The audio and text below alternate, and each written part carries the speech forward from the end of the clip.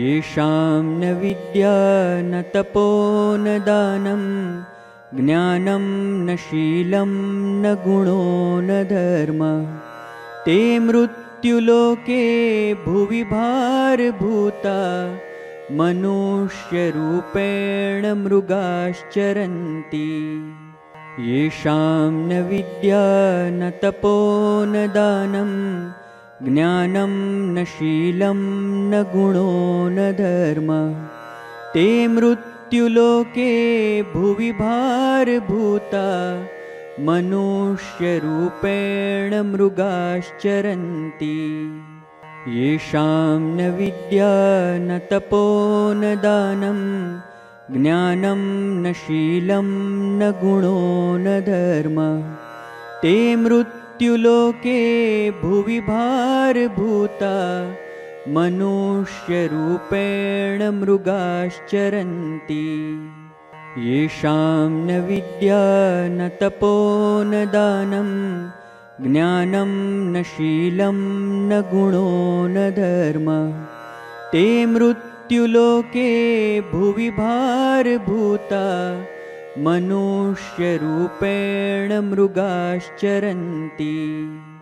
येषां न विद्या न तपो न दानं ज्ञानं न शीलं न गुणो न धर्म ते मृत्युलोके भुवि भारभूता मनुष्यरूपेण मृगाश्चरन्ति।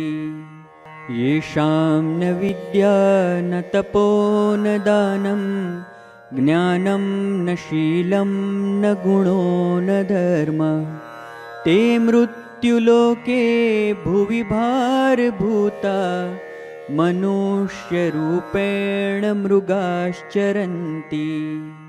येषां न विद्या न तपो न दानं ज्ञानं न शीलं न गुणो न धर्म ते मृत्युलोके भुवि भारभूता मनुष्यरूपेण मृगाश्चरन्ति। येषां न विद्या न तपो न दानं ज्ञानं न शीलं न गुणो न धर्म ते मृत्युलोके भुवि भारभूता मनुष्यरूपेण मृगाश्चरन्ति। येषां न विद्या न तपो न दानं ज्ञानं न शीलं न गुणो न धर्म ते मृत्युलोके भुवि भारभूता मनुष्यरूपेण मृगाश्चरन्ति। येषां न विद्या न तपो न दानं ज्ञानं न शीलं न गुणो न धर्म ते मृत्युलोके भुवि भारभूता मनुष्यरूपेण मृगाश्चरन्ति।